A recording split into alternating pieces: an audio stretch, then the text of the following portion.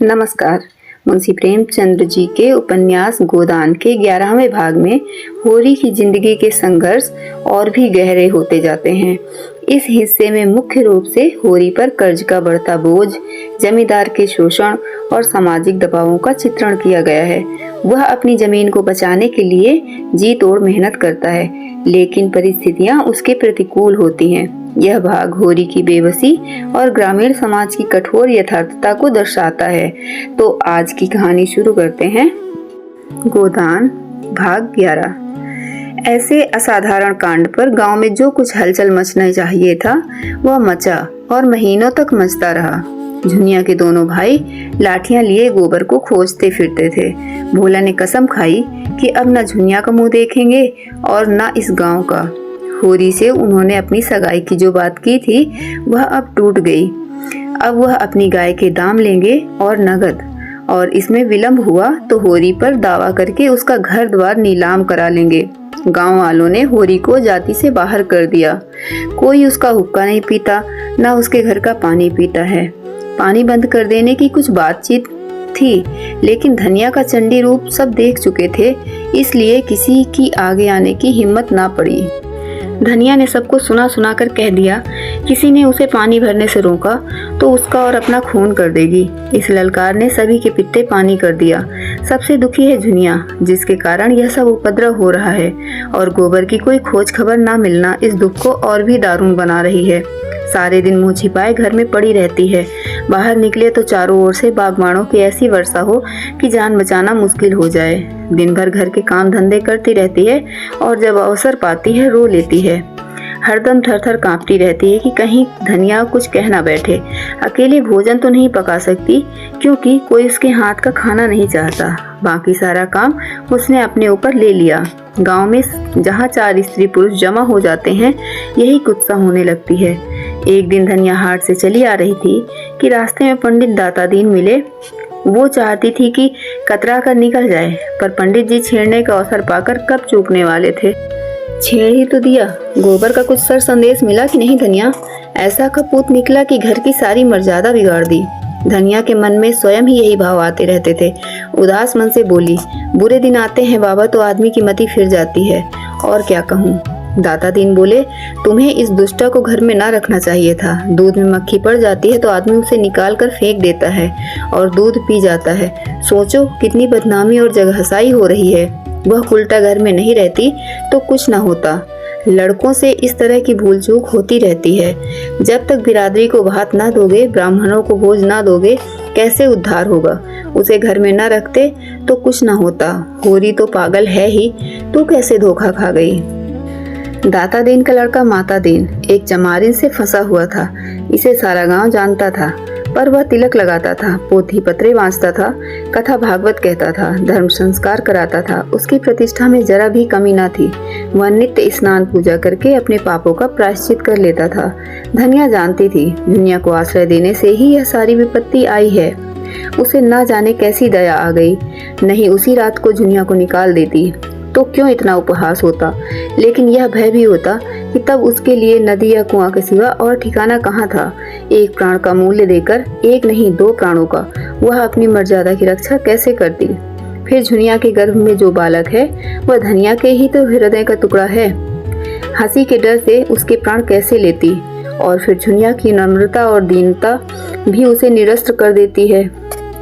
वह जली भुनी बाहर से आती है, पर ज्यों ही झुनिया लोटे में पानी लाकर रख देती है और उसके पांव दबाने लगती है, उसका क्रोध पानी हो जाता है। बेचारी अपनी लज्जा और दुख से आप ही दबी हुई है। उसे और क्या दबाएं, मरे को और क्या मारें। उसने तीव्र स्वर में कहा, हमको कुल प्रतिष्ठा इतनी प्यारी नहीं है महाराज कि उसके पीछे एक जीव की हत्या कर डालते। ब्याहता ना सही, पर उसकी बाह तो पकड़ी है मेरे बेटे ने ही, किस मुंह से निकाल देते। वही काम बड़े बड़े करते हैं मुदा तो उन्हें कोई कुछ नहीं बोलता, उन्हें कलंक ही नहीं लगता। वह काम छोटे आदमी करते हैं तो उनकी मर्यादा बिगड़ जाती है, नाक कट जाती है। बड़े आदमियों को तो अपनी नाक दूसरों की जान से प्यारी होगी, हमें तो अपनी नाक इतनी प्यारी नहीं है। वहाँ की यहाँ यही उनका व्यवसाय था। वह चोरी तो ना करते थे, उसमें जान जोखिम में होती है। दातादीन हार मानने वाले जीव न थे। वह इस गांव के नारद थे। यहाँ की वहाँ करते थे, पर चोरी के माल में हिस्सा बांटने के समय अवश्य पहुँच जाते थे। कहीं पाँव में धूल न लगने देते थे। जमींदार को आज तक लगान की एक पाई ना दी थी। कुड़की आती तो कुएं में गिरने चलते। नौखेराम के लिए कुछ न बनता, मगर आसामियों को सूद पर रुपए उधार देते थे। किसी स्त्री को कोई आभूषण बनवाना है, दाता दीन उसकी सेवा के लिए हाजिर हैं। शादी ब्याह तय करने में उन्हें बड़ा आनंद आता है, यश भी मिलता है, दक्षिणा भी मिलती है। बीमारी में दवा दारू भी करते हैं, झाड़ फूंक भी, जैसी मरीज की इच्छा हो। और सवा चतुर इतने हैं कि जवानों में जवान बन जाते हैं, बालकों में बालक और बूढ़ों में बूढ़े। चोर के भी मित्र हैं और शाह के भी। गांव में किसी को भी उन पर विश्वास नहीं है, पर उनकी वाणी में कुछ ऐसा आकर्षण है कि लोग बार बार धोखा खाकर भी उनकी शरण में जाते हैं। सिर और दाढ़ी हिलाकर बोले, यह तो ठीक कहती है धनिया, धर्मात्मा लोगों का यही धर्म है, लेकिन लोक रीति का निवाह भी तो करना पड़ता है। इसी तरह एक दिन लाल पटेश्वरी ने होरी को छेड़ा। वह गांव में पुण्यात्मा मशहूर थे। पूर्णमासी को नित्य सत्यनारायण की कथा सुनते, पर पटवारी होने के नाते खेत बिगार में जुतवाते थे, सिंचाई बिगार में करवाते थे और आसामियों को एक दूसरे से लड़ाकर रकमे मारते थे। सारा गांव उनसे कांपता था। गरीबों को 10-10, 5-5 कर्ज देकर उन्होंने कई हजार की संपत्ति बना ली थी। फसल की चीजें आसामियों से लेकर कचहरी और पुलिस के अमलों की भेंट चढ़ा करते थे। इससे इलाके भर में उनकी अच्छी धाक थी। अगर कोई उनके हाथे नहीं चढ़ा तो वह दरोगा गंडा सिंह थे, जो हाल ही में इस इलाके में आए थे। परमार्थी भी थे। बुखार के दिनों में सरकारी कुनैन बांटकर यश कमाते थे। कोई बीमार आराम हो तो उसकी कुशल पूछने अवश्य जाते थे। छोटे मोटे झगड़े आपस में ही तय करा देते थे। शादी ब्याह में अपनी पालकी, कालीन और महफिल के सामान मंगनी में देकर लोगों का उबार कर देते थे। मौका पाकर ना चूकते थे, पर जिसका खाते थे उसका काम भी करते थे। बोले, यह तुमने क्या रोग पाल लिया होरी? होरी ने पीछे फिरकर पूछा, तुमने क्या कहा लाला? मैंने सुना नहीं। पटेश्वरी पीछे से कदम बढ़ाते हुए बराबर आकर बोले, यही कह रहा था कि धनिया के साथ साथ तुम्हारी बुद्धि भी घास खा गई है। झुनिया को क्यों नहीं उसके बाप के घर भेज देते? सेठ मेद में अपनी हंसी करा रहे हो। ना जाने किसका लड़का लेकर आ गई है और तुम अपने घर पे बैठा लिया है। अभी तुम्हारी 2-2 लड़कियां ब्याहने को बैठी हुई हैं। सोचो कैसे बेड़ा पार होगा। होरी इस तरह की आलोचनाएं और शुभकामनाएं सुनते सुनते तंग आ गया था। खिन्न होकर बोला, यह सब मैं समझता हूँ लाला, लेकिन तुम ही बताओ मैं क्या करूँ? मैं झुनिया को निकाल दूँ तो भोला उसे रख लेंगे। अगर वह राजी हो तो आज ही मैं उसे उसके घर पहुँचा दूँ। अगर तुम उन्हें राजी कर दो तो मैं जन्म भर तुम्हारा एहसान मानूंगा, मगर वहाँ तो उसके दोनों लड़के खून करने को उतारू हो रहे हैं। फिर मैं उसे कैसे निकाल दूँ? एक तो नालायक आदमी मिला है कि उसकी बाह पकड़कर दगा दे गया।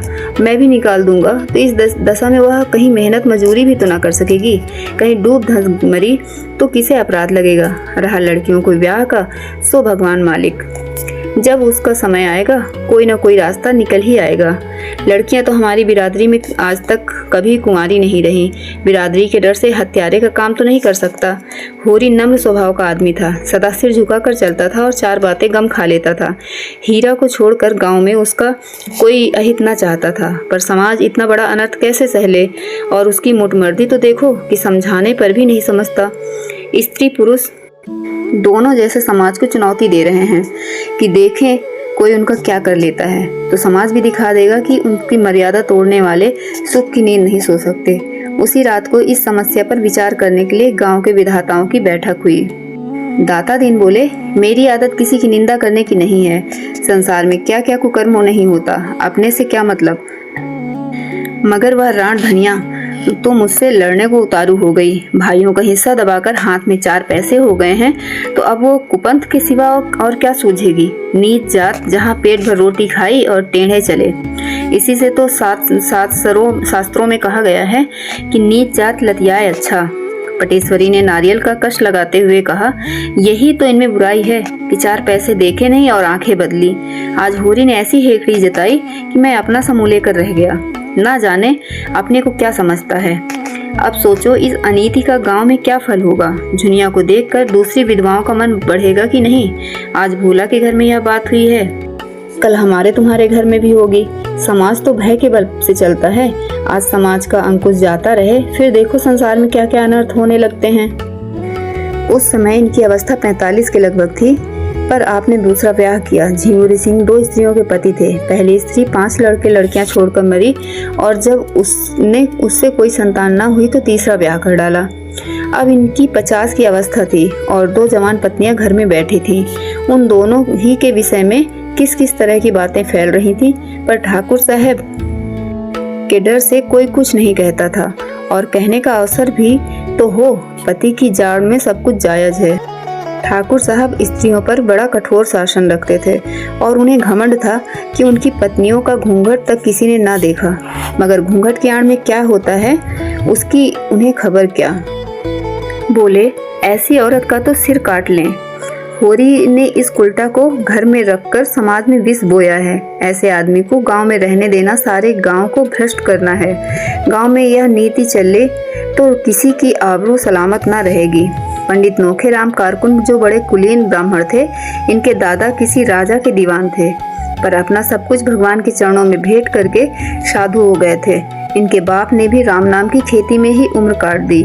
नोखेराम ने भी वही भक्ति करके पाई थी। प्रातःकाल पूजा पर बैठ जाते और 10 बजे तक बैठे राम नाम करते थे, मगर भगवान के सामने से उठते ही उनकी मानवता इस अवरोध से विकृत होकर उनके मन, वचन और कर्म सभी को विषाक्त कर देती थी। इस प्रस्ताव में उनके अधिकार का अपमान होता था। फूले हुए गालों में धंसी हुई आंखें निकाल कर बोले, इसमें राय साहब से क्या पूछना है, मैं जो चाहूँ कर सकता हूँ। लगा दो 100 रुपए डांड, अपने आप गांव छोड़कर भागेगा। इधर बेदखली भी दायर किए देता हूँ। पटेश्वरी ने कहा, मगर लगान तो बेवाक कर चुका है। झिंगुरी सिंह ने समर्थन किया, हाँ, लगान के लिए ही तो हमसे 30 रुपए लिए हैं। नोखेराम ने घमंड के साथ कहा, लेकिन अभी रसीद तो नहीं दी, सबूत क्या है कि लगान बेवाक कर दिया।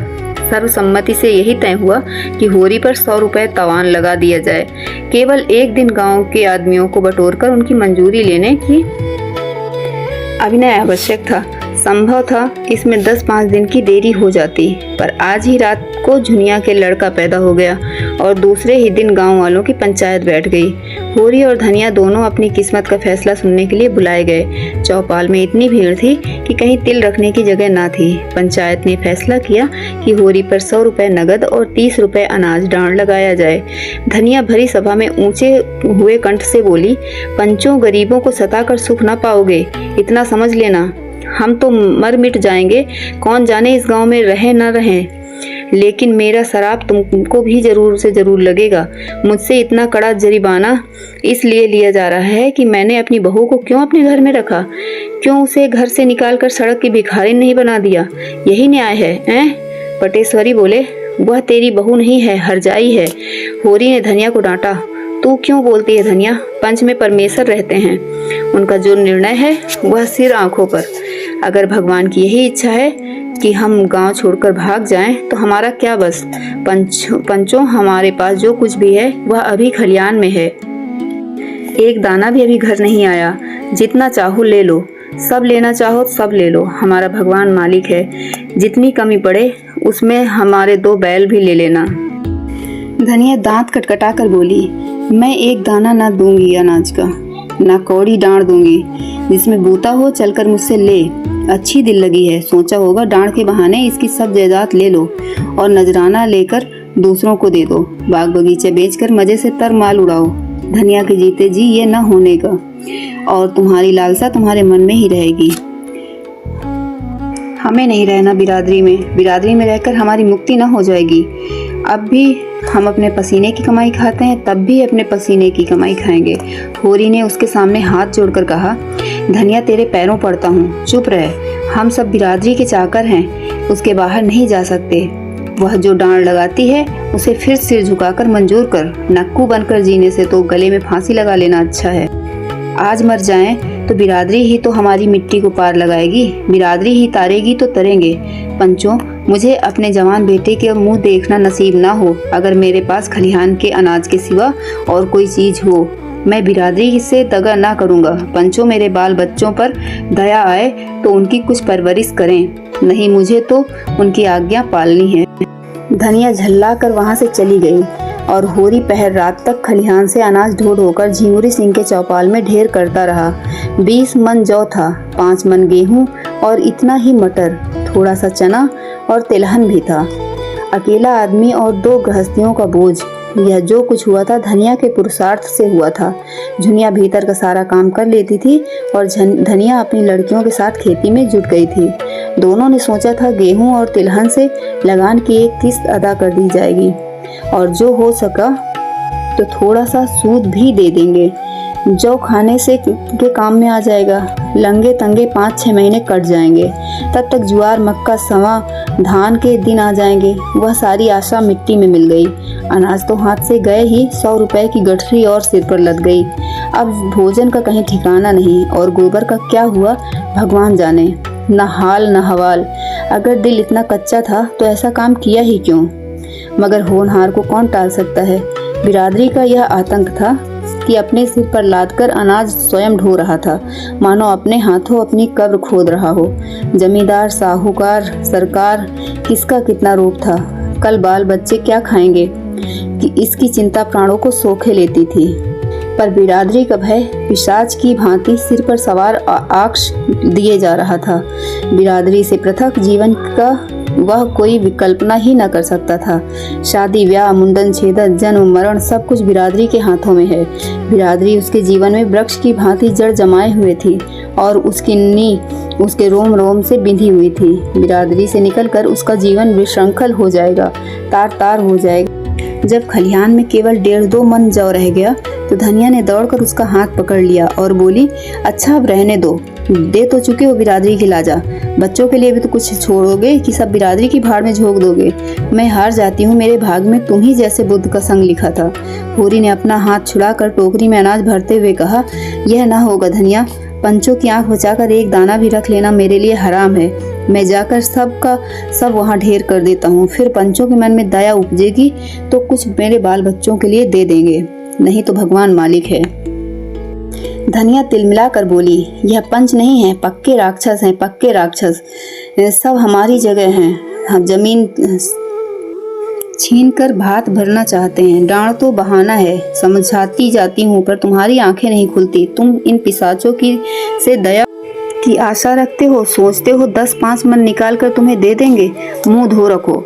जब होरी ने न माना और टोकरी सिर पर रखने लगा तो धनिया ने दोनों हाथों से पूरी शक्ति के साथ टोकरी पकड़ ली और बोली, इसे तो मैं न ले जाने दूंगी, चाहे तुम मेरी जान ही ले लो। मर मर कर हमने कमाया है, पहर रात रात को सींचा।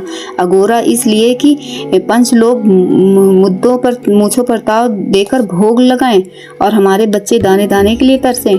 तुमने अकेले ही सब कुछ नहीं कर लिया, मैं भी अपनी बच्चियों के साथ सती हुई हूँ। सीधे इसे टोकरी रख दो, नहीं आज सदा के लिए नाता टूट जाएगा, कह देती हूँ।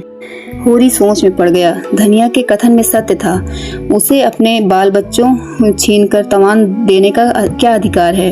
वह घर का स्वामी इसलिए है कि पालन करे, इसलिए नहीं कि उनकी कमाई छीनकर बिरादरी की नज़र में सुर्ख बन जाए।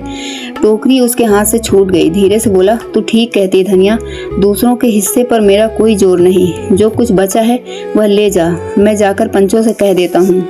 धनिया अनाज की टोकरी घर में रखकर अपनी दोनों लड़कियों के साथ पोते के जन्मोत्सव में गला फाड़ फाड़ कर सोहर गा रही थी, जिससे सारा गांव सुन ले कि आज यह पहला मौका था कि ऐसे शुभ अवसर पर बिरादरी की कोई औरतें ना थीं। और झुनिया ने कहला भेजा था, सोहर गाने का काम नहीं है। लेकिन धनिया कब मानने लगी? अगर बिरादरी को उसकी परवाह नहीं है तो वह भी बिरादरी की परवाह नहीं करती। उसी वक्त होरी अपने घर को 80 रुपए पर झिंगुर सिंह के हाथ गिरो रख रहा था। डांड के रुपए का इसके सिवा वह और कोई प्रबंध ना कर सकता था। 20 रुपए तो तिलहन, गेहूं और मटर से मिल गए। शेष के लिए घर लिखना पड़ा। नोरा तो चाहते थे कि बैल बिकवा लिए जाएं, लेकिन पटेश्वरी और दाता दीन ने इसका विरोध किया। बैल बिक गए तो होरी खेती कैसे करेगा? बिरादरी उसकी जायदाद से रुपए वसूल करे, पर ऐसा तो ना करे कि वह गांव छोड़कर ही भाग जाए। इस तरह बैल बच गए। होरी रेहननामा लिखकर कोई 11 बजे रात घर आया तो धनिया ने पूछा, इतनी रात तक वहां क्या करते रहे? होरी ने जुलाहे का गुस्सा दाढ़ी पर उतारते हुए कहा, करता क्या रहा, इसी लीड की करनी भरता रहा। अभागा, आप तो चिंगारी छोड़कर भागा, आग मुझे बुझानी पड़ रही है। 80 रुपए घर में 80 रुपए में घर रेहन लिखना पड़ा। करता क्या, अब हुक्का खुल गया, बिरादरी ने अपराध क्षमा कर दिया। धनिया ने होठ छपाकर कहा, ना हुक्का खुलता तो हमारा क्या बिगड़ जाता था। 4-5 महीने नहीं किसी का हुक्का पिया तो क्या छोटे हो गए हैं। मैं कहती हूँ तुम इतने भोंदू क्यों हो, मेरे सामने तो बड़ी बुद्धिमान बनते हो, बाहर तुम्हारा मुंह क्यों बंद हो जाता है। ले देकर बाप दादों की निशानी एक घर ही बचा था, आज तुमने उसका भी वारा न्यारा कर दिया। इसी तरह कल यह 3-4 बीघे जमीन है, इसे भी लिख देना और तब गली गली भीख मांगना। मैं पूछती हूँ तुम्हारे मुंह में जीभ न थी कि उन पंचों से पूछते कि तुम कहाँ के बड़े धर्मात्मा हो जो दूसरों पर डांड लगाते फिरते हो। तुम्हारा तो मुंह देखना भी पाप है। होरी ने डांटा, चुप रह, बहुत चढ़ कर ना बोल, बिरादरी के चक्कर में अभी पड़ी नहीं है, नहीं मुंह से बात ना निकलती। धनिया उत्तेजित हो गई। कौन सा पाप किया है जिसके लिए बिरादरी से डरे। किसी की चोरी की है, किसी का माल काटा है, भेड़िया रख लेना पाप नहीं है, हाँ रख के छोड़ देना पाप है। आदमी का बहुत सीधा होना भी बुरा है, उसके सीधेपन का फल यही होता है कि कुत्ते भी मुंह चाटने लगते हैं। आज उधर तुम्हारी वाह वाह हो रही होगी कि बिरादरी की कैसी मर्यादा रख ली। मेरे भाग फूट गए थे कि तुम जैसे मर्द से पाला पड़ा, कभी सुख की रोटी ना मिली। मैं तेरे बाप के पांव पकड़ने गया था, वहीं तुझे गले में बांध गया, पत्थर पड़ गया था उनकी अकल में, और उन्हें क्या कहूँ, ना जाने क्या देखकर लट्टू हो गए। ऐसे कोई बड़े सुंदर भी तो ना थे तुम। विवाद विनोद के क्षेत्र में आ गया। 80 रुपए गए, लाख रुपए का बालक तो मिल गया, उसे तो कोई ना छीन लेगा। गोबर घर लौट आए, धनिया अलग झोपड़ी में भी सुखी रह लेगी। होरी ने पूछा, बच्चा किसको पड़ा है। धनिया ने प्रसन्न मुख होकर जवाब दिया, बिल्कुल गोबर को पड़ा है। सच रिष्ट पुष्ट तो है, हाँ अच्छा है। इस तरह 11वां भाग खत्म होता है। धन्यवाद।